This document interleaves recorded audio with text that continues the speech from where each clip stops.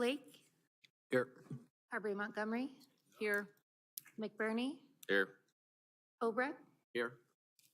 Galante, Here. Ralston Hanson, Here.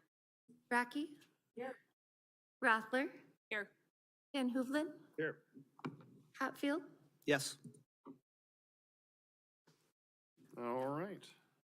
Ask for a motion to approve the agenda. So moved. Motion by Carberry Montgomery, second by Blake. Discussion, roll call, please. Carberry Montgomery, Yes. Blake, Yes. McBurney, Yes. Obrecht, Yes. Galante, Yes. Ralston Hanson, Yes. Racky, Yes. Rothler, Yes. Van Hoevelen, Yep. Hatfield. Yes. Thank you. All right, thank you. And then item 3 is to move to, for further discussion on the comprehensive plan on the vision, goal, and preliminary land use framework. Presentation by Alzo Levine. Are we going to start, is that Steve, are you going to, is somebody going to kick us off, or who's going to? John, you want to kick us off again? I'm more than happy to do so. I should have just turned it over to John.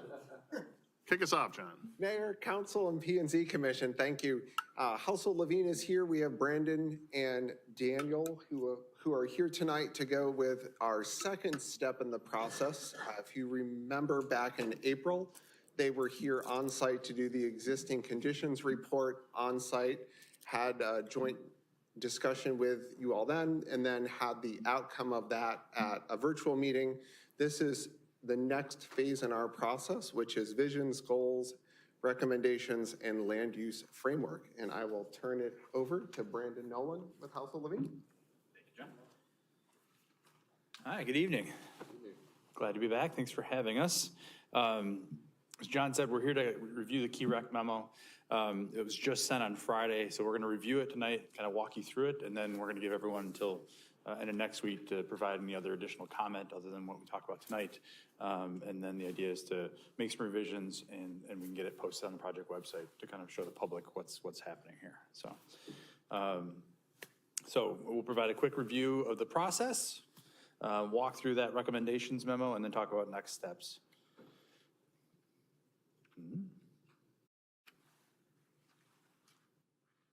One second. I'm getting blank pages in my PDF. Is the PowerPoint on there too? Yep. All right, we'll do that.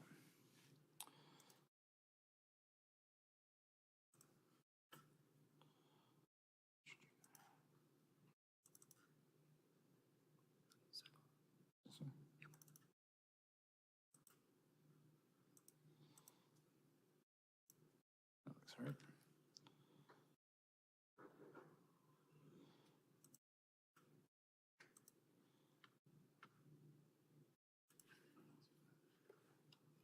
I'm not sharing the screen now. Am I good now? Okay, thank you.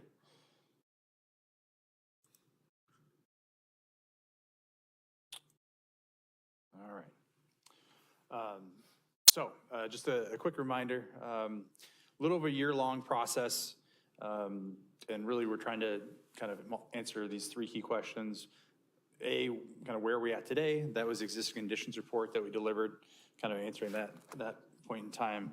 Defining where we want to go, which is really kind of what this memo represents the starting point of. And then how do we get there? Really creating the plan itself. How do we get from point A to point B? So we had that virtual meeting a few weeks back. That was to present the existing conditions report. Hopefully you all had a chance to review this document. If there's any questions about this, happy to talk about them tonight, but also happy to kind of have some email communications or calls after this meeting if you've got anything you want to follow up on the report. Really we're entering the phase here where we did initial outreach with the community.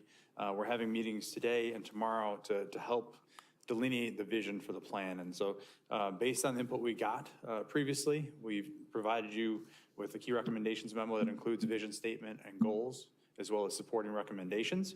And we're here on this trip also undertaking some sub-area engagement that'll help further clarify the vision for the 3 kind of focus areas. So we've got the North Park and Plum area, the downtown area, which is kind of the eastern end of Douglas, and then we have the rest of the Douglas corridor, which is really kind of 3 different character areas. And then if all goes well, After today's workshop, we'll be coming back with some draft plan content for you all to review and weigh in on at the end of the year, and then have adoption kind of in the new year. So with that, I'm going to hand it off to Daniel, who's going to walk through the vision statement. Again, it's kind of an introduction of the memo we've provided you. Daniel and I will be able to answer any questions you have as we go. Please chime in. This is meant to be a discussion. So let us know if you have any questions. Any questions before we dive in about kind of where we're at in the process or what we're reviewing here tonight? Brandon, if you don't mind, the memo hasn't gone out yet. Oh, I'm sorry. Okay. That's why they're like, what's going on? I was flipping through my Sorry about that. Yeah, it was delivered on Friday. We thought you guys would have it for the meeting. That's all right. I mean, we're basically giving you the Cliffs Notes today, and then you'll have a copy to review. So how's that? I thought they were going to discuss it, and then I was going to give it to you. Discuss it next Nope. on which we're No worries. So yeah, again, we'll provide you the orientation basically to this document. It's 8 pages. It's not an encyclopedia. It's a pretty short and sweet document that provides the overview of kind of where we're headed with the planning process. So I'll hand it off to Daniel. We'll walk through it and then get your initial reaction tonight, and then you'll have the opportunity to review the actual PDF after the meeting. All right. No one's raising their hand for that question. Come on, guys. Sorry about that. Well, hello, good evening. It's good to be back here, so thanks for having us here again. So as Brandon mentioned, part of this deliverable was creating a vision, goals, and a list of key recommendations. So start off like, what is a vision statement? Big takeaway is like an aspirational statement of, if we implement all the recommendations of the comp plan, what would Urbandale look like 10, 20, 30 years apart?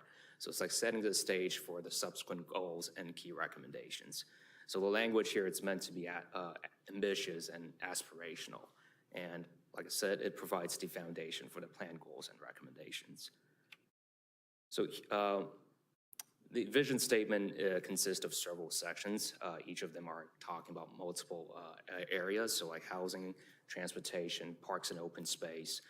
Kind of give like the high-level key takeaways here, really in bolded words here. So really, first off, envisioning the city of Urbandale to be a thriving, vibrant, welcoming community. One thing we've heard is that the way development patterns happen start from the east to the west.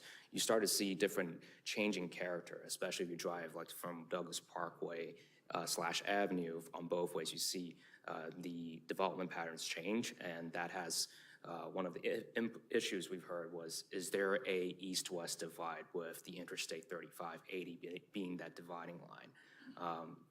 Part of the reason why Douglas Parkway and Avenue was brought on as one of the 3 focus area was, can this corridor be the unifying factor for, all areas in Urbandale? Or like the issue where we heard about, if residents are within living in the city limits, but they're in the Waukee School District, they associate themselves living at Waukee. So that's kind of like why we've wanted to start off with a vision statement as a thriving, vibrant, and welcoming community. Also, just building on top of that with the various assets the city has, like the robust, well-connected trail network, really provide a lot of different opportunities for residents to gather and interact. Housing, one of the issues we've heard is that, the predominant housing stock here is primarily single-family detached. So are there opportunities moving forward to kind of diversify that stock, that housing stock, and make the city more, provide more opportunities for people of different backgrounds, younger professionals to move in and live in Urbandale. So that's what we're talking about, like various attainable housing choices. And kind of shifting from housing to commercial corridors like 86th Street, 100th Street, Douglas Avenue, and Parkway. Making sure that want to have them as visually appealing and bike-friendly, bike and pedestrian-friendly, and while serving the important purpose of like promoting economic development throughout the city. We also talked about downtown Urbandale, the area. There's things going on with the Merle Hay Mall, envisioning that as like a regional destination, and with that, different complementary land uses like restaurants, dining options, really envisioning downtown Urbandale area to be a unique destination moving forward. And kind of related to transportation, pedestrian and bicycle safety, complete streets. Like the city has implemented complete streets project, like for Douglas Parkway Avenue with the urbanization project, as well as Waterford Road. But like building off from those successes, how can we strategically improve the transportation system to be safe and accessible for all modes of transportation? So this is really what the vision is trying to like hone in about. It's not only just safe, but also connecting to different neighborhoods and areas of the city. As well as transit, right? Improve bus services and facilities, utilizing the innovative programs that DART has to improve transit access within and around Urbandale. Employment and economic development. Urbandale is located part of the urban loop. So how to capitalize that advantage there to attract young and innovative talents coming in, a resilient workforce, making the existing business park area as like premier employment hubs in the city and in the greater Des Moines region. Also with that complemented with amenities like dining options, open space, places for food trucks to gather so that employees can go out there for lunch options. How do we make it like a complete employment hub where it's attractive to work there, live there, and be filled with different attractive amenities that makes it a good place to work in. And we're also focused on infrastructure, community facilities, right? The city has done a really good job in with its adjacency requirements, being proactive in providing infrastructure to make sure future developments, the city can handle that infrastructure need. Also about public spaces, how do we bring people, in the existing conditions, we mentioned about third places like coffee shops, public plazas, where are ways we can incorporate that in strategic locations throughout the city? And the vision statement saying, we have done that, and there are a lot of great destinations, like a unique place, a entertainment venue, for example, that draws the community together. And last but not least, just in ending, all these parts really, regardless of where you live in, what school district you're in, you associate yourself and proud to be living in the city of Urbandale. So again, this is really an aspirational statement. It lays out the foundation of the subsequent goals, key recommendations, the land use framework that we'll walk through later on. Before I go there, any questions about the vision? All right then.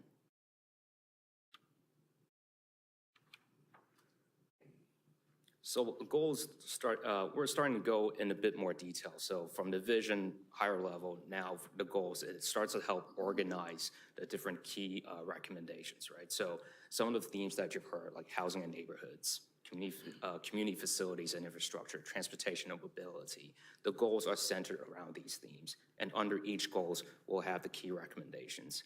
Now, the deliverable we mentioned here, these are preliminary key recommendations. The intent here is to, we've transitioned from existing conditions, and now we're going into the drafting the comprehensive planning stage. So it's really here to see, are we heading in the right direction? Have we captured most of the issues that the comprehensive plan should address? Are there things that we're missing and you think that we should know about? And subsequently, we'll revise the memo and publish it on the project website and use this as a foundation as the draft comprehensive plan.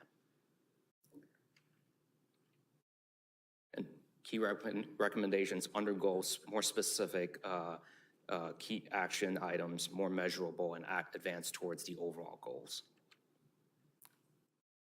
So what you're seeing here is a preliminary land use framework. So it started off with our initial trip here in April. Like we inventory the existing land uses here in Urbandale. This is what's showing, like, assuming you incorporate the key recommendations, the vision, this is how potentially the land use on a higher level, what future land use will look like in the city. So as we're going through the goals and key recommendations, we're also introducing each of the land use framework classifications that you can see in the legend items on the center top of the map here. So I'll go through these classifications later on, but you can see, some of the changes you can see here, like more mixed use in the downtown Urbandale area, surrounded by the orange color, like mixed residential. So started thinking about like gentle increases in density in different kinds of housing stocks. To the west, you see beyond the city's limit where the purple line represents like existing annexation boundary agreements. It's more like rural preserve, and we'll walk through them later on.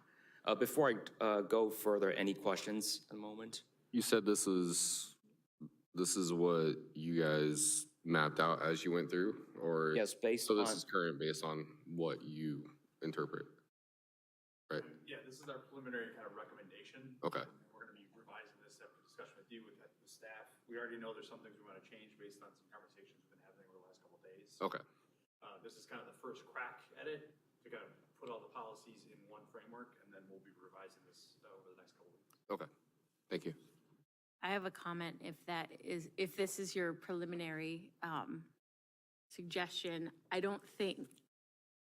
may be aspirational, but I don't think you really have any new commercial in Dallas County. Or even, you have what's existing, but on the 170th Alice's corridor, I thought we had some stuff that we had possibly rezoned or defined as commercial. Christie's nodding her head like I'm not crazy. Okay. Okay. As I think, well, Julie's out there with me. We want to see more retail and commercial west of the interstate. So if we have the land use for it, that might be helpful. Yeah, right now we've got a node every 2 miles. I think we've expanded some existing nodes, and then we have a new node on the far west end. Yeah, I don't know when Urbandale will get there, though. Yeah, I don't know when that road is going to get there. this is not much different from what we currently have, though, is it? Yeah, I think that's why I was asking, because it doesn't really look different from what I see Urbandale as today.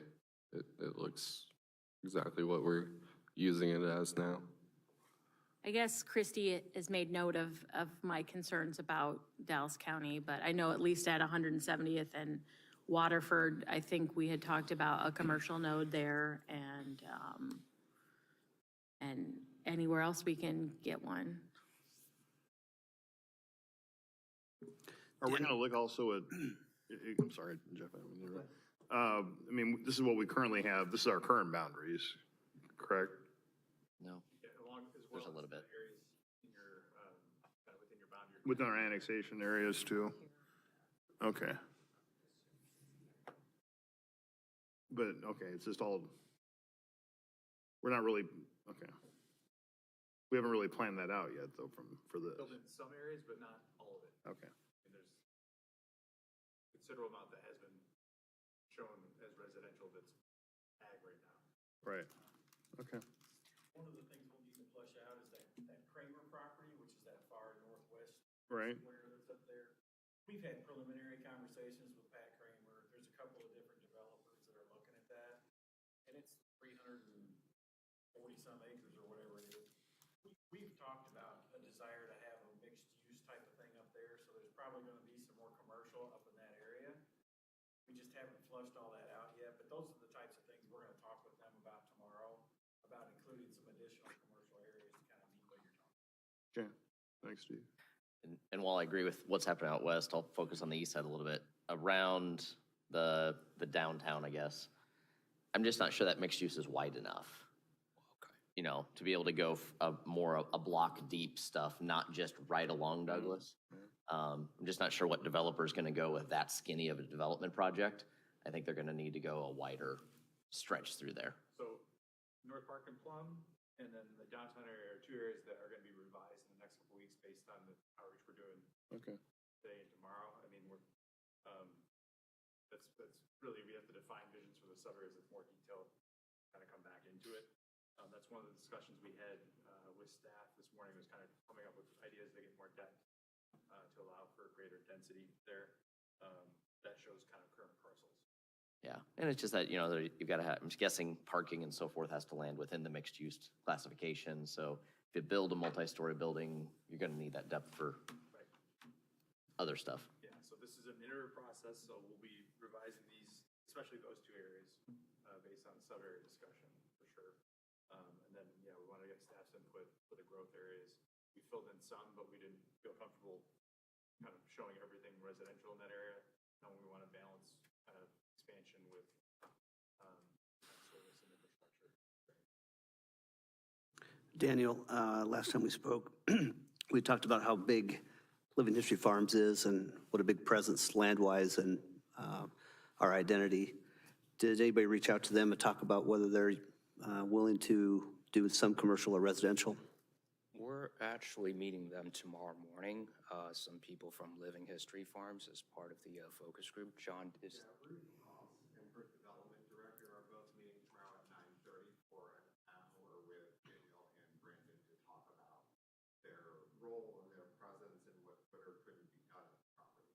Okay, and just to give you some history, they were reticent to sell anything, and then in the last 15, 20 years, they've sold stuff that's on the corners and fringes, and so it might be an opportunity now to have them endow their endowment larger and sell some of the land on the fringes that aren't integral to their mission, especially on the northwest side. So, thanks.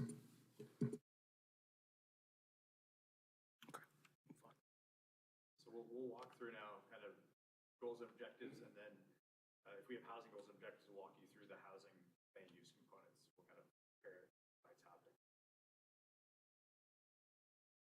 And so first off, one of the themes that we're exploring is the land use and growth, right? It's prioritizing development, what we talked about balancing, like between growth and also the infill development opportunities that are currently exist within the city's municipal boundaries.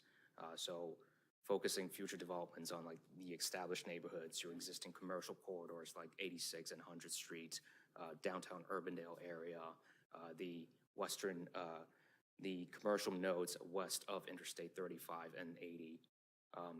Also ensuring that adjacency requirements help proactively support new growth, especially on the west side. Also thinking about adopting a citywide growth strategy just to, as a long-term framework on how and to the extent of how the city should grow. Housing and neighborhoods, similar to the vision, related to the vision statement, it's about creating a diverse range of attainable housing. So at least it goes on multiple fronts. So one in your core neighborhoods east of the interstate, it's through infill development and kind of promoting a variety of context-sensitive development.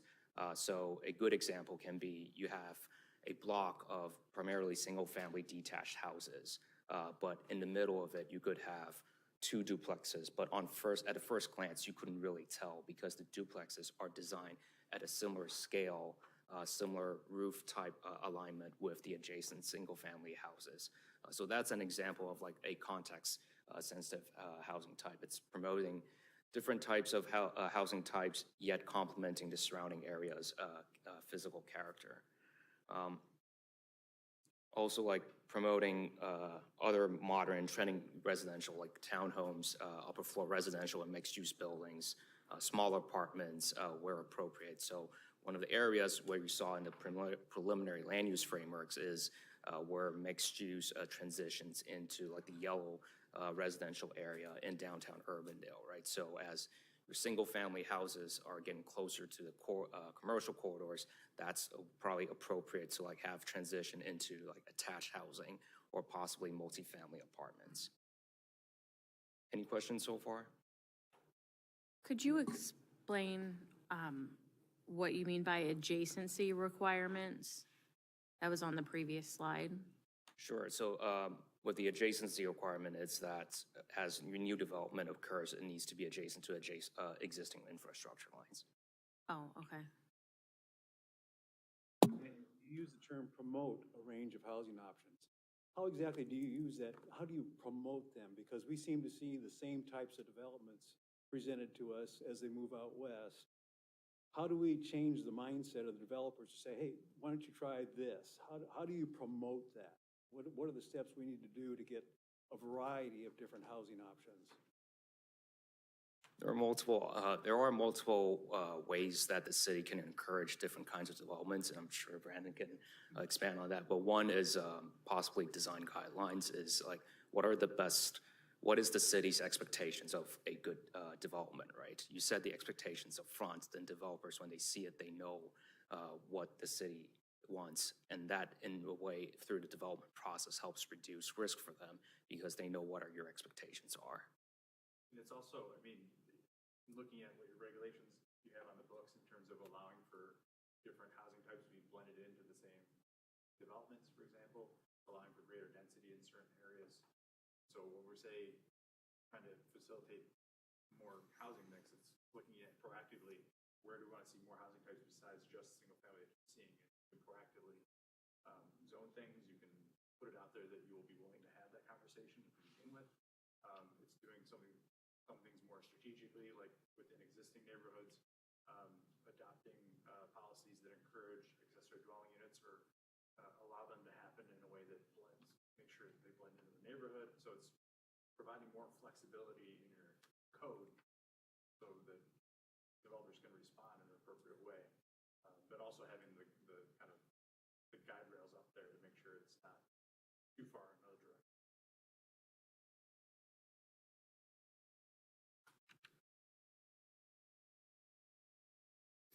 And a couple additional key recommendations. One is like exploring accessory dwelling units, right? So one, it has been an emerging trend on ADUs where you see the emergence of granny flats, a unit above a existing garage. And we see an increasing popularity in with these housing because to support multi-generational housing where senior citizens, instead of living in the senior living facilities, would like to live with the rest of the families.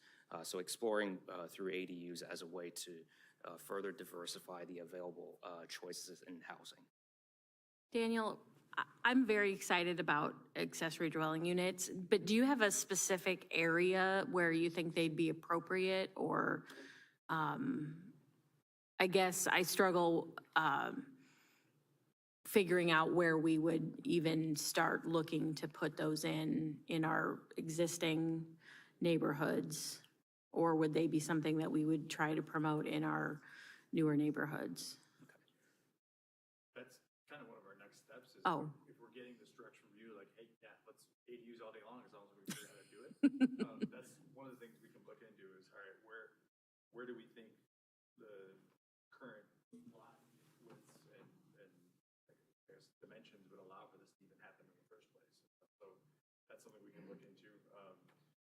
Obviously, you want to create an environment which you're able to accommodate them in the future in proposed development, but also, yeah, how do we retroactively look at some of your existing neighborhoods and make those changes happen? That's definitely something we can do as part of the next step. And what are some of the downsides of ADUs? I'm guessing parking issues can come up. The next person moves in and it becomes a rental unit, or it's all great when it's your family and you need one, but we're trying to think multi-generational as well of that unit stays there. Yeah, I mean, that's pushback against rental is one of them, because typically if you're allowing ADUs, you're not going to make it so restrictive that it has to be relatives that are living in it. That's one of the benefits, but it doesn't have to be the only reason to do it, because people are making improvement in the property and ideally pay for itself as well. It's kind of an incentive for providing housing variety. So that's definitely one of the issues is having a conversation with the community about being okay with rental happening in their neighborhood. The second one is always going to be, in addition to traffic, is going to be kind of pushback about kind of impact on neighborhood character is usually the phrase that's used. And really what they're saying is see, like, I don't want to look at apartment buildings in someone's backyard, kind of the framework. So that's why it's important to have good guidelines in place to say, if you're doing detached, ADUs, they have to be located in a certain spot within a lot. If you're doing it internally, you shouldn't even be able to tell it's there. So you can have guidelines in place to make sure a good ADU is one you can't tell it's there. And are the guidelines about this percentage of the lot has to be green space still or something that way? Right, and that's why, one of the kind of more detailed analytics you can do is kind of looking at lot size and kind of where can you actually accommodate some kind of structure like this and not have it impact the neighborhood, right? So you can do that. I'm not sure, there's only so much we can do as part of the comprehensive plan, but as part of your zoning, that you have to do as part of this as well. That's definitely something you'd be doing, getting into the weeds about, all right, these are the parcels, to the parcel level that we actually think could accommodate. That's analysis we've done. California has really strict housing allocation requirements. It's called the Lorena process. The state basically tells the community, you have to accommodate 5,000 housing units in the next 10 years. Where are you putting them? And so ADUs have become a huge go-to policy there. And we're working in communities where we're doing the analysis to say, all right, within this neighborhood, these are the lots you could actually accommodate the detached ADU on based on lot size. So that can be done as part of the next. Thanks. And other key recommendations cover with strengthening commercial corridors. There are sections we found out where is there too much commercial uses? Does it make sense for in between intersections to transition the commercial land uses into residential, such as attached and multifamily, and concentrate more on the commercial activities on major nodes such as 86 and Douglas Avenue. Workforce housing, primarily housing within for employees within proximity to where their employment at, thinking strategically where they make sense in the city of Irvingdale. So here are some of the preliminary land use frameworks in relation to housing and neighborhoods. So one of them is rural preserve, mostly on the western fringes. Again, we'll coordinate with the city staff, and based on more feedback we received in the subsequent focus area visioning workshops, some of these classifications will be revised. But mostly on the west, some areas aren't served by infrastructure, so they do require capital costs of expanding that. And from that reason, it's that, balancing between growth and infill. These areas probably you want to touch last for growth and focus on what you have, the existing available land you currently have. And I guess back on that kind of an area, do we know what, in this case, Grimes is doing? Have they identified this as commercial or is it anything else, or they're just not far enough along in the process? And same with the Waukee neighboring stuff. Are we matching any of their zoning that's close by? I will say on the Waukee side, that's why, for example, we put kind of mixed residential and commercial development on the kind of corner that we showed on that far west side. They've got commercial coming up from the south in that area. Grimes coordination, as far as I know, they're a lot farther out in this section we're looking at here. We'll be talking with staff tomorrow, but I don't know if they want to weigh in tonight. The short answer is yes, we're aware of what they're doing. In Grimes, they're kind of out comp plan stuff, so it's what they think that could change. But yes, we're aware of what they're doing. And then to Brandon's point, that little piece of orange down in the corner down there, that's a situation where we've got Clive and Waukee on the sides of that, and that is also commercial, so that's part of why we're showing it there. We're in discussions with that property owner now. They're wanting to rezone it to a PUD and have it be a mixed-use development. They're just trying to figure out how all that's going to work. But we did look at what those two other cities in that location have so that it does match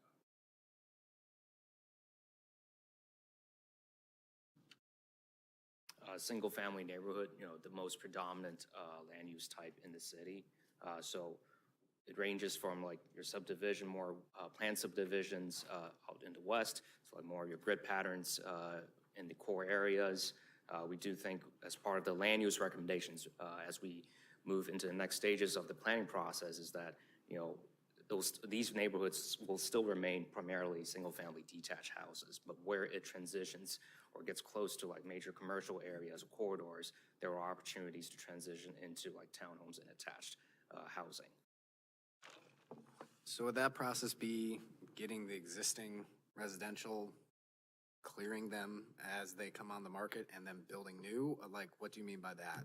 It's like if a property owner decides to sell his or her property, then there is, if assuming, let's say, city has adjusted zoning codes, like this area permits townhomes, then there is an opportunity for a townhome development in the fringes of a single-family neighborhood. Okay. So like, for example, in this, if we were using the Douglas downtown area, that would be building back there is eventually transitioning those homes to more townhomes and more apartment, multifamily. Okay. Right. Okay. When we say townhomes, duplexes, I mean, we're talking about kind of context-sensitive infill properties that let you gradually ratchet up a little bit of density, but it still looks very single-family character. I mean, we want to respect the fact that you've got these well-established single-family neighborhoods. We're not trying to take away from that, but we're trying to figure out where those weak points where you can really try to get some more housing units of different variety in a way that's not going to kind of offset neighborhood character. So as we get into plan development, one of the other pieces that we need to do, and I mentioned this with ADUs, but in general, we're going to have what we call kind of an economic development framework, and we're going to have a housing framework that's going to take all of the kind of housing layers on this map and break them down into different character areas. So you can say, all right, in East Urbandale, we're talking about this for infill. On the west side, we're talking about this, and kind of show how the different strategies are contextualized within each different kind of area of the city. Same thing with the commercial and economic development. We'll kind of slice and dice and say, all right, this is all industrial, but this area's got this kind of thing going for it versus this area over here where we want to focus more on logistics. We'll kind of characterize each area.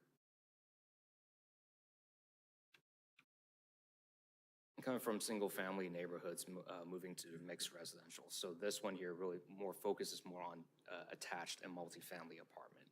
So when we're talking about the transitions, the context-sensitive housing, this is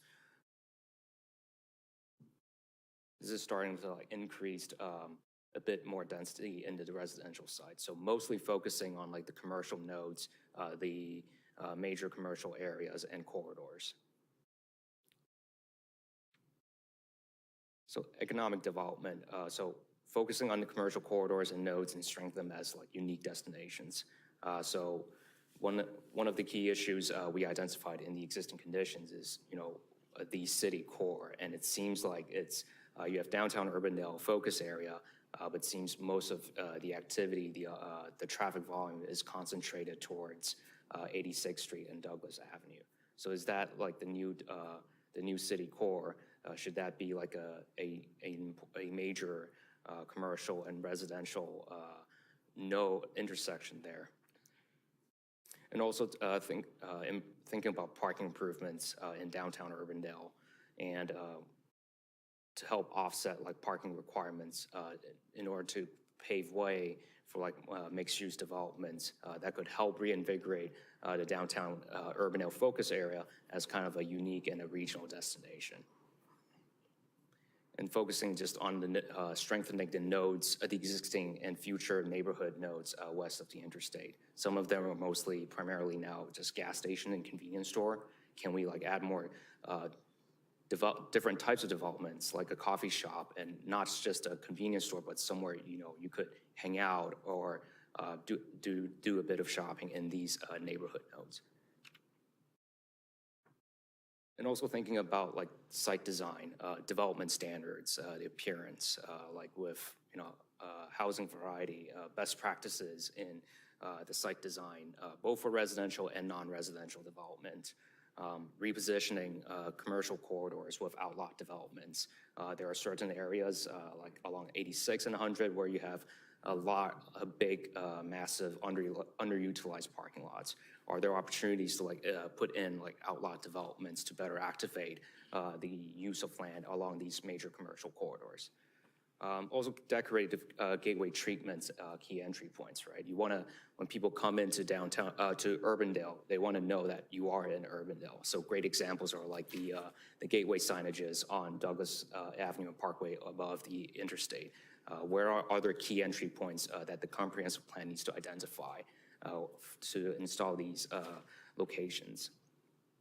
And also to the point of living history farm. So whom we'll be talking to them tomorrow is that, you know, are we in a position that Living History Farms, you know, is ready to sell some of this land and transition these land uses at the fringes for other types of development that could front on the city's roadways.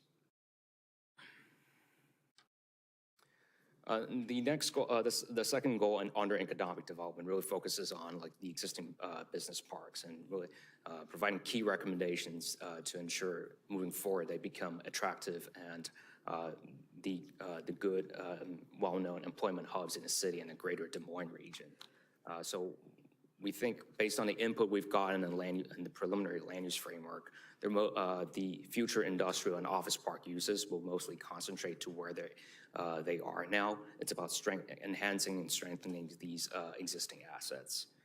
And also just identifying opportunities, working with private sector partners to retain an innovative and skilled workforce, as well as establishing where are the gaps in sidewalks, transit, gaps in access to transit to establish more multimodal connections to these areas and to adjacent and nearby residential neighborhoods.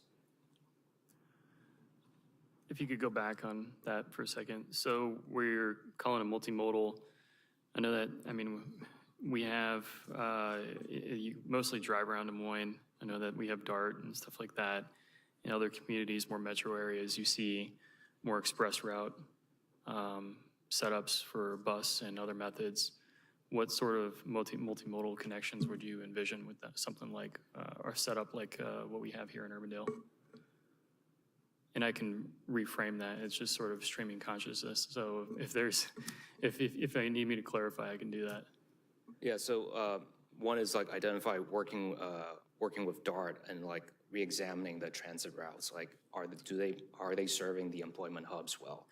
The other one is like bus shelters and facilities. Like, do you just want a bus sign on a signpost, or are there ways or funding mechanisms available to improve existing bus stops?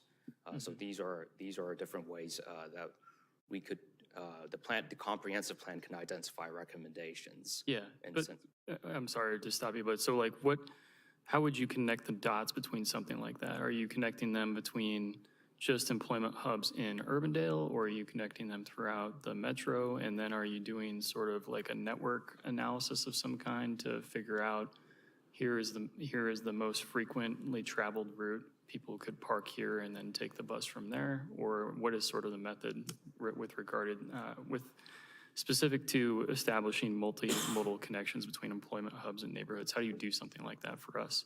It's different than, say, a more metro community where you can kind of say, okay, well, we're drawing people in from these arteries to this rail line and then transporting them downtown. But what's it like for us? Does that make sense? Is that a better way of putting it? So we can,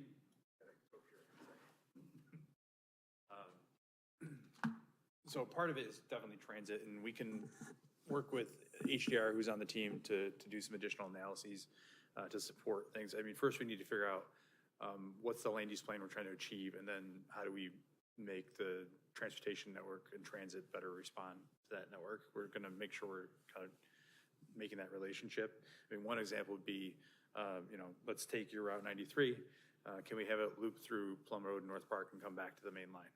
Like, can it do that loop before it keeps going north? That's a quick example. Others, though, it's not just transit. I think what we're also trying to do is recognize you've got a great trail network. You've got an increasing emphasis on bike and ped. Can we better connect employment areas to residential areas through your trail network and bike and ped infrastructure as well? So you've got local connections for residents to places of employment that don't involve a car. Yeah. So. Oh, sorry.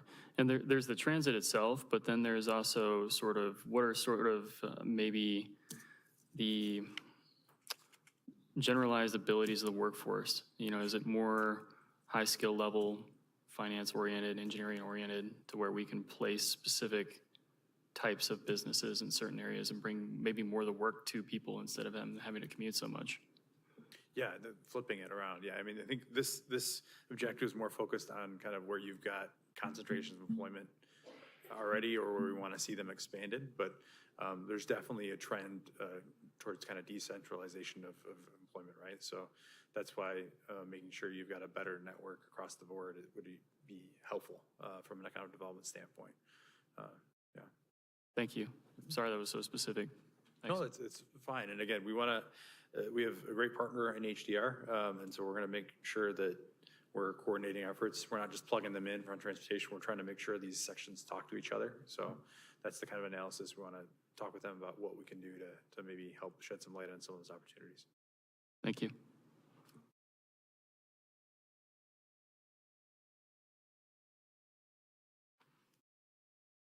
So with the land use framework, some of the more ones related to economic development includes corridor commercial.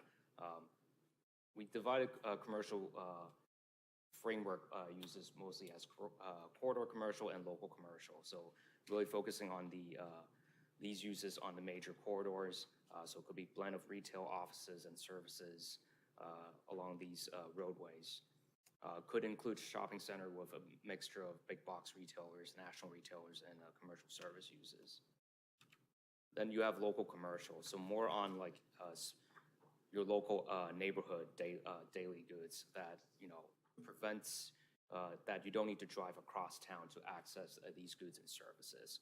So some of these locations we identified is at 86 and Douglas, where you have the supermarket, as well as the neighborhood nodes west of the interstate. Yes, and I guess a question on both of those. Did you identify any places that we could be specific, like this is a doctor's village, or this is a recreational area, or any of those inside of the commercial stuff that we could, you know, encourage like businesses to go next to each other instead of it all being a mixed commercial, or are we stuck with mixed commercial no matter what we do? Well, so as part of the comp plan, what we're going to do is we'll have like an economic development framework area. So we'll get all, after we've revised, work with you all on refining the future land use map, we'll get like the commercial, the non-residential land uses in a separate map. And then like this area, this is a specific recommendation to this character of this area. Okay. And this area in west of interstate will have a different and a more specific recommendation specific to that context. Yeah, and if there's specialty areas like that we want to drill down in, we can do that. I mean, part of it's going to be talking to that kind of development team here to make sure, I think they're in agreement with that kind of level of detail. Yeah, like Daniel said, this is kind of the first pass to kind of provide the big picture before we get to that next level. Just like in this area, you know, in this first draft, you know, we're trying to respect parcel lines and boundaries, for example, but as we keep iterating on this map, are there areas we really want to expand, for example, from a commercial standpoint? Downtown, we talked about already, kind of what strategies do we look at to get more depth. So we can definitely kind of keep evolving this as we go.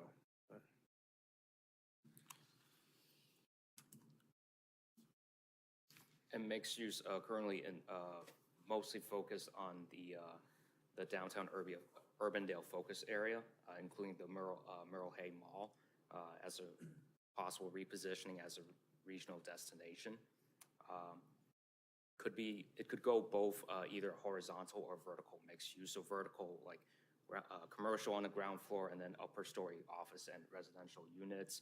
Horizontal as like a small complex, but different kinds of uses. So like medical office, a grocery store, but horizontal, but ultimately a different mix of uses. How do you deal with the current residents?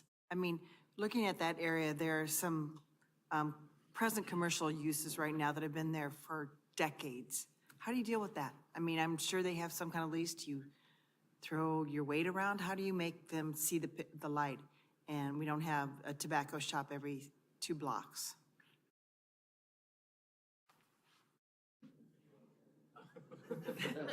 Anybody? Anybody?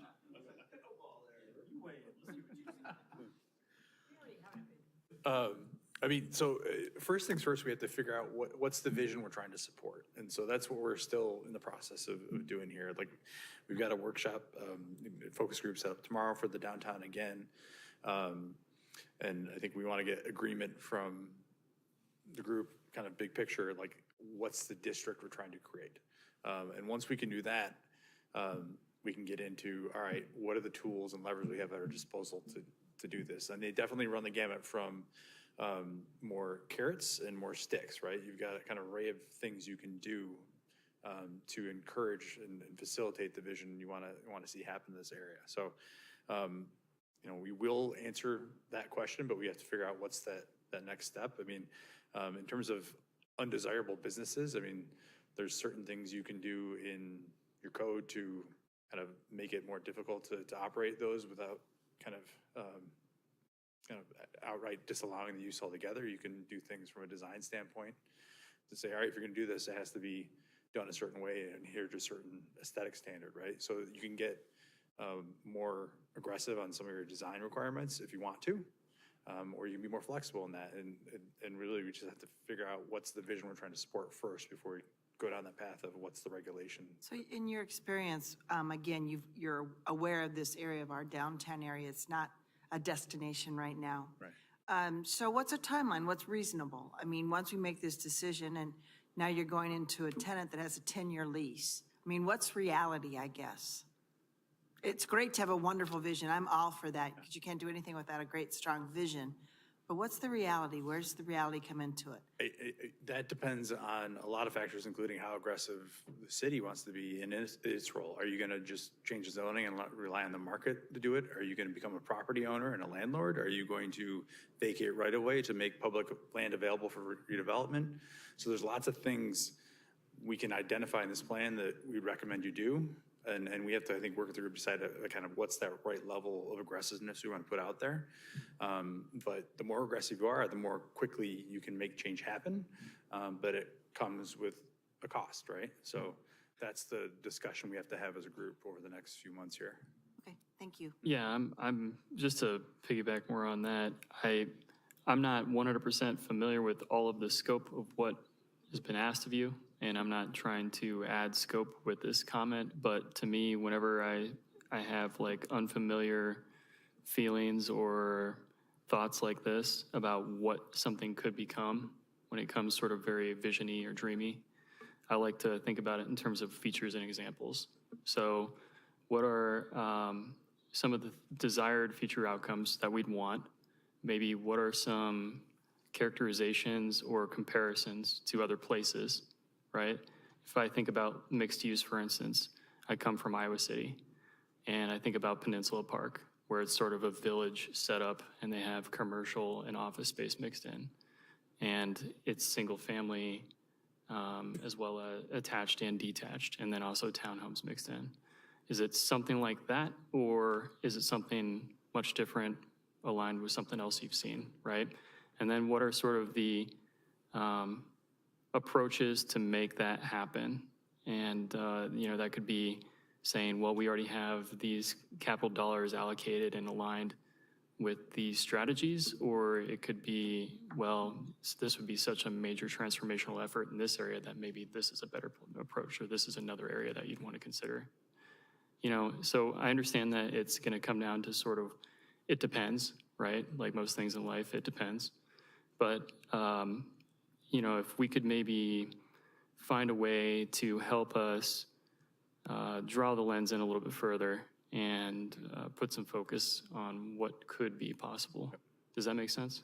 Yeah, and that's actually the next, and we have a slide on next steps, but that's at the end. But like no, like that's, I mean, what you're asking for in terms of that next level of specificity, that's for the sub areas or focus areas, that's our next deliverable for you guys, is to say, all right, now that we've had some additional input during this trip, here's the more detailed vision for downtown. Here's the more detailed vision for North Park and Plum. Here's a more detailed vision for Douglas Corridor. So that's the next kind of step in this process is to kind of dive deeper into these areas you've asked us to kind of really focus on, and they're called focus areas in our process.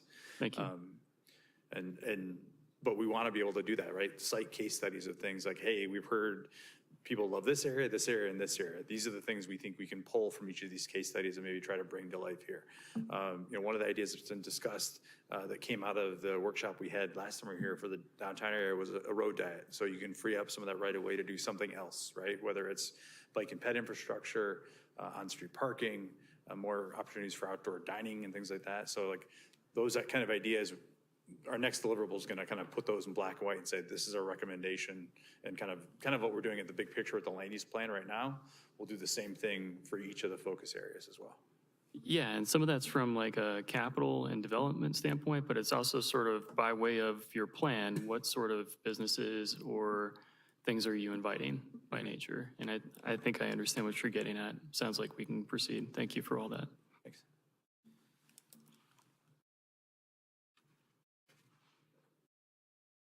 Moving on from mixed use to office business parks, really focusing on where the existing employment centers are. So like the office park here, Paragon Office Park, the one along Northwest Urbandale Drive, really focusing these land uses in these existing areas. And with that, there's also industrial, so a bit more intense, larger building footprints, mostly along between the 121st Street and along 109th Street. It's really, we anticipate it would could probably remain in this same area, as well as the feedback from the outreach. A lot of what we've heard is that, we like industrial. It's an important contributor to the city's economy, but what can we do to continue to grow but remain in the existing areas? So parks, open space, and environment. So improving access to city's parks and recreational assets. As the city continues to grow, and ensure that existing facilities are being maintained and reinvest in existing ones. Coordinating future parks and recreational facilities, as well as the preservation of open space as the city grows. Connecting residents to the trail networks, the parks, parklands, and other recreational opportunities the city has to offer.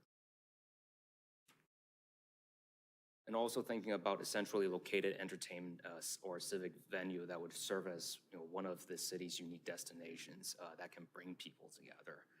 Conservation of open space and key natural features in new developments, so like cluster developments. Are there ways to encourage new subdivisions to preserve like existing open space, clustering developments together so it's not just the entire land is being developed into residential properties? And also continue to foster partnerships with external agencies, school districts, and identify opportunities to continue to fund and maintain parkland and recreational opportunities. So really, parks and open space, one focuses on like the existing parks, like the Walnut Creek Regional Park, as well as like where we have noticed that there are natural areas like in the western fringes, near the fringes of the city's municipal boundary, where you have wetlands, creeks there. It's ensuring that these key assets continue to be preserved. Moving on to kind of transportation and infrastructure, it's one we talked about and improving the pedestrian, bicycle, transit, and roadway accessibility and safety to different destinations and areas, employment hubs in the city. So some of them identifying, where sidewalk gaps are located. Are there specific intersections that we need to improve to fill in the missing connections between sidewalks and trails? Also continue to implement complete streets throughout the city to promote that safe, comfortable biking, walking, and transit for all ages and abilities. So some great examples are like the urbanization project along Douglas Parkway and Avenue, where you've installed medians as well as a off-street trail on one side of the roadway. That is, bicyclists and pedestrians can use, as well as Waterford Road.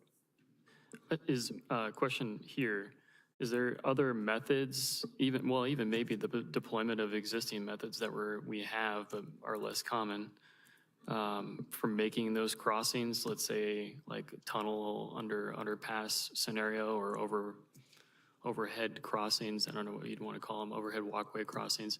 Is there like maybe, not deployment of different technology, but of different infrastructure that is considered with this approach as well? I do believe there are, especially with emerging technologies, and that is also one of the additional analysis that HDR can do. Very good, thank you.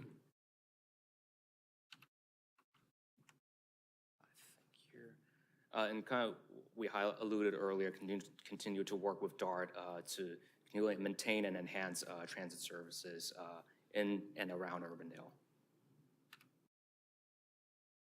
And similar to what we just mentioned about like exploring and keeping in mind of like current and emerging trends in transportation, such as micromobility, ride-sharing services. Are there ways to incorporate those kind of more innovative technology to improve the multimodal environment in the city of Urbandale? Here is more focused on the infrastructure side, so like asset management plan, that assessing and prioritizing the public infrastructure projects, reviewing the conditions and maintenance of the needs in transportation and other community facilities infrastructure. Community facilities also related to infrastructure, really as city continues to grow, more residents come in, ensuring that the city is in a good position to fulfill these additional infrastructure needs. One is like, an example is the Fire Station 41 that's currently in downtown Urbandale.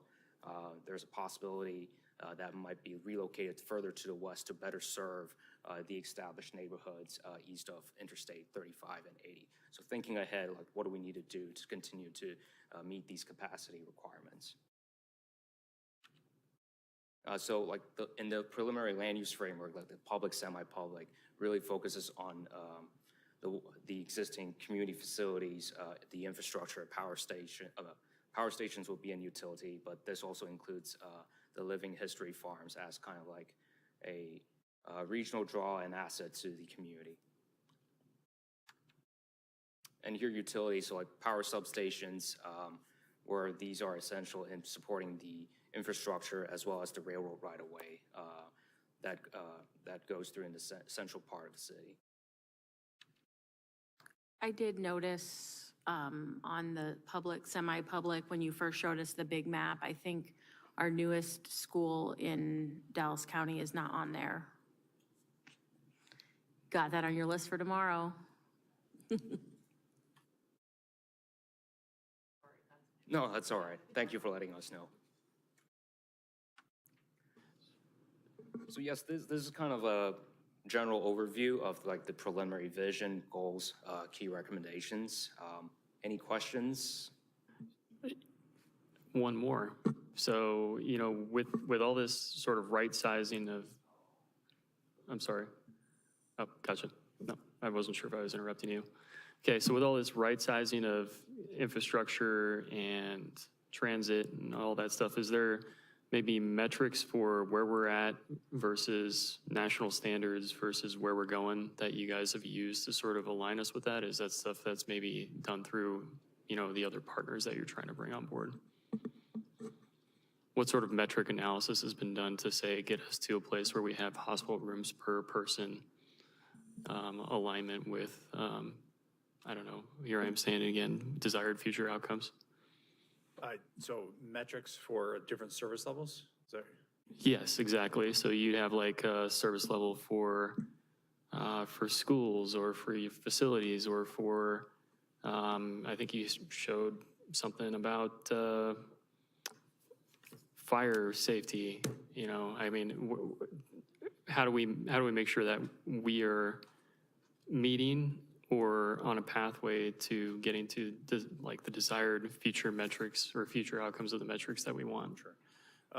So on the facilities infrastructure side, you know, a lot of that's going to be pulled from available information in existing master plan studies. So like, Gotcha. as you look at your, you know, emergency services, you know, where does fire capacity stand right now? Yes. Where we're planning growth. So we'll be looking at, you know, I think you've done a good job positioning a lot of where you've grown. And the question is kind of, as we fill in some of the ag land, as you look to grow further west, are there additional facilities that need to be kind of created in those areas? And that's a discussion we have to have as a next step. Yeah. Thank you. I guess I'll piggyback on that a little bit too of, when we talked like the League of Cities, they talk about a 50-50 split between residential value and commercial value. So if we implement this, will we be there? Where we have 50% commercial tax base and 50% residential tax base, or are we heavy in one zoning versus another, in essence?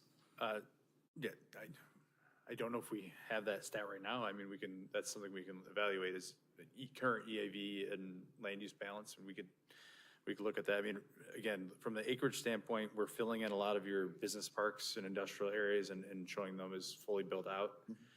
And we're identifying kind of commercial growth nodes every couple of miles.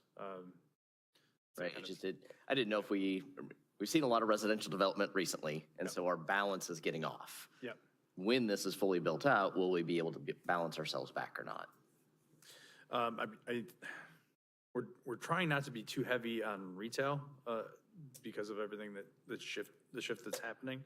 I think what we're showing right now in this framework is a balanced approach, which would provide the services that are needed on the west side for the most part. It's one of the things we want to talk to staff about is do we need to identify any additional growth areas in that respect? One of the things that's coming out of this discussion tonight sounds like there's a desire to show more residential in your growth area than what we're showing right now. We have this rural reserve land use, for example. You know, if you fill that in, yeah, you'll need more commercial on that side to balance things out. Also need to respect the fact that you've got a lot of commercial in Grimes happening on that corridor, and you've got a lot of commercial to the south of you too already. So it's knowing that that's not going to go away. So how do we kind of have a balance here? When we did the existing conditions analysis, one of the things we looked at to get a sense of the market was location of grocery stores. And so we pulled commercial data for Hy-Vee and looked at where they have their locations. And if you keep growing the way you're growing, you're kind of due for a grocery store in that west area at one of the nodes we've identified. Really, at this point, it's making sure you've got the land there to accommodate a commercial center of that size. So that's something we'll be looking at in more depth tomorrow with staff as we talk about some of these growth area changes. But we're not showing any major like commercial corridors on a huge scale on that side of town. Okay. Right. So to some extent, you will be a little bit imbalanced. With that said, we also want to talk about residential density and being a bit more aggressive on that side, so that way you're still fiscally positive, right? Lower density single family housing doesn't tend to pay for itself. That's why you need the other sales tax to offset it. Mm-hmm. But if you build at a certain density, you can start to be more cost neutral from that perspective. So the property taxes you're taking in are paying for the services you're putting out there. And that, I think, is what our goal is when we're showing this land use plan is to make sure you have a balance there. Thanks. When I look at the office park usage within the map that you had up there, what kind of consideration was taken for the shift that we've seen in the more office environment where you've seen more companies shifting to a work from home model and less usage for those office and business parks that we would traditionally fill in with? So right now, the description for that land use is office and business park. So I think we're trying to show some flexibility there, that recognizing that, you know, you could have office there, but you could also have kind of lighter industrial or business flex kind of uses that kind of still blend in well with that office environment. So that's, I think, one of the pivots we're making here is saying maybe don't hold out just for that kind of user. Be flexible in how you're approaching employment-generating uses, I think is the phrase we want to use here. Yeah. And that was definitely a discussion today for the North Park and Plum group we were chatting with, right? Is kind of thinking about that area differently. That's definitely an area that's not going to be all blue by the time we're done with this process. That area is being looked at quite a bit differently in the discussion, so. This is kind of a general comment question, but as we move forward, it'd be really nice to see what our peer cities around central Iowa have done successfully or around the nation that you've seen. Design guidelines, incentives, zoning, what can we do that's innovative and different to make us more vibrant? Because I know it's aspirational for Urbandale to be vibrant, but I'm not sure that we're vibrant yet. We could be. But what has Waukee and Ankeny and West Des Moines done that's right, and cities across the United States for zoning incentives? Maybe costs us more money. Maybe we have to outlay the money. We have to buy land. I don't know, as a city. Sure. But, what can we do to promote artwork from the private sector, and medical buildings and high-end condos and medium high-rises, 4 or 5 story buildings like they have in the fringes in West Des Moines, high-end apartments. And I think we're getting a high-end apartment soon, but more of those, like more of the best stuff and less of the stuff that developers rubber stamp and come to us with.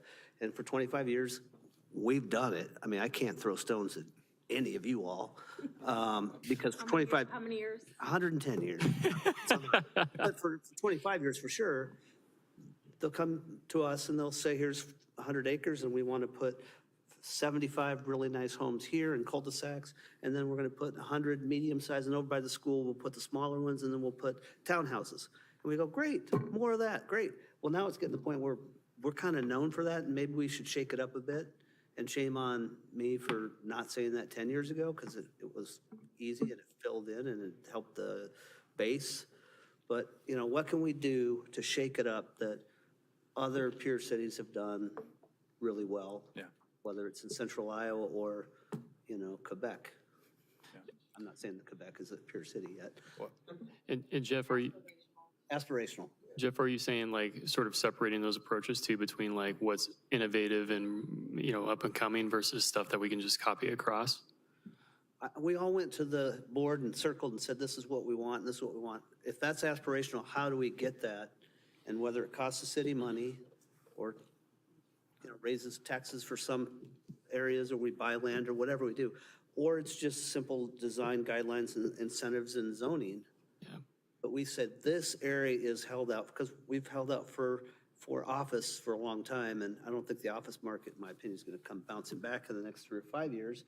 But we've held out for certain things for 20 years. Maybe we hold out for something different that's not office, that's like really cool, really different.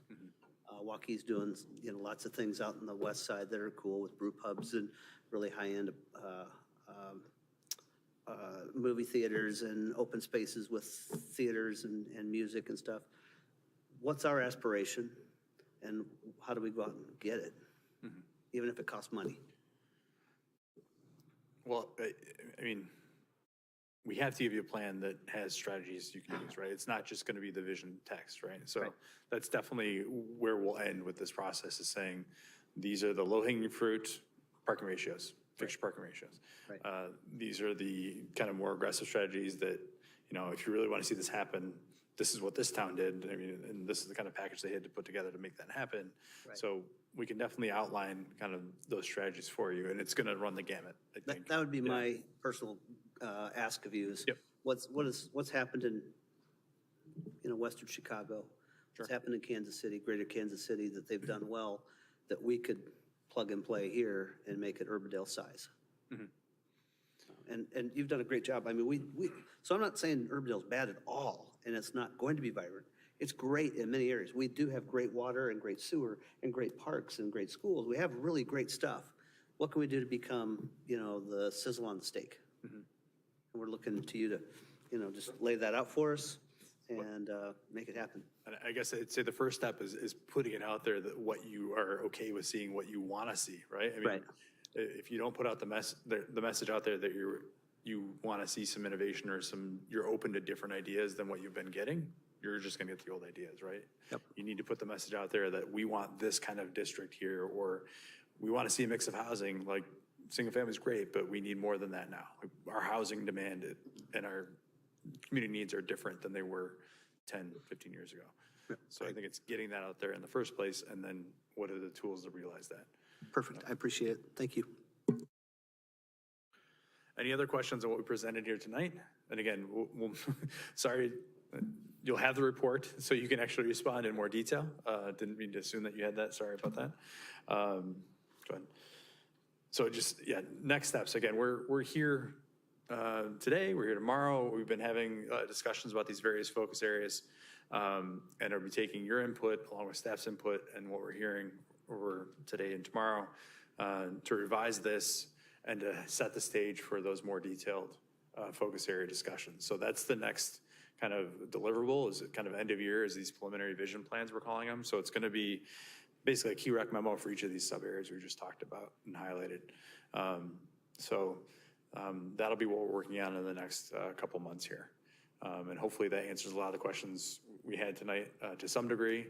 And then again, iterative process, so we'll definitely make revisions, and then the next level will be see beyond after the vision plans is kind of a draft plan that you can react to that gets into the next level of detail in terms of the housing policy and where we're applying that, in terms of that kind of development policy and where we're applying that. So it takes this framework and starts to give kind of a lot more detail in terms of the where. This is the what tonight is kind of what we're trying to accomplish, and the next phase is going to be the where with a bit more precision in it. All right. So that's all we have tonight, unless there's further discussion or questions for us. Anything further for the good of the order? Two thoughts. One, I think Jeff really, in my opinion, hit it on the nail on the head there. I thought it was really good that you brought that up, Jeff. Secondly, how are you treating the proposed ice arena for Merle Hay Mall? I mean, and I say proposed, it looked like a sure thing for a while. We don't see activity, interest rates, inflation. If it does come to fruition, obviously it's a hotel, probably some other spur some other economic developments, even spilling out on the eastern corridor here. But if it doesn't, do we have two plans if it doesn't happen? Yeah, if you have Merle Hay anchoring the east end of the corridor, I would say that makes a much stronger case for redevelopment in your downtown, right? And kind of making that function as a unit together. If that doesn't happen, I guess, yeah, do we have a plan B, I guess, for the downtown? I think part of what we're hearing from the community is even if Merle Hay wasn't there, you still want to see this shift happen in your downtown to see it become more of a destination and to get more of that mixed use environment. So it might be a matter of timing where Merle Hay is kind of some accelerant for you on the fire, but we can talk about what are the other strategies you can implement to help this along, even if that's not happening. But one of the key things we'll be looking at in the sub areas is how do you best connect Douglas to Merle Hay and get that pedestrian flow and kind of park once environment in that area so they function as a unit together. Yeah, I would just echo what Dwayne said about Jeff's comment. I really appreciated it too. There's a variety of different approaches you could take. You could mix in something that is innovative with best practices or go completely one direction, you know. It could be a menu of options that you provide us or measures. But ultimately, to me, it's about sort of connecting the imagination back to reality or realities. And we just have to know what's possible and how to get there. I mean, you've laid it out with where we're at today, where do we want to go, how do we get there? And I get sort of maybe the ballpark of where there is in the first place, but I need to get a better picture of what it can what it can look like and how to make it possible. Certainly, we have a lot of work to do yet. I mean, again, this is very good discussion tonight. I think there's some good higher level views of things, but obviously this is an aspirational type of practice as well. And so we need to look things at a very high level first and then try to drill down as much as we can. So I truly appreciate the comments, and I think we have a lot of work to do to move forward. So and a lot of further discussion. So anything further then from That's it. All right, well, thank you everybody for your input tonight. Thanks for your time, and we are adjourned.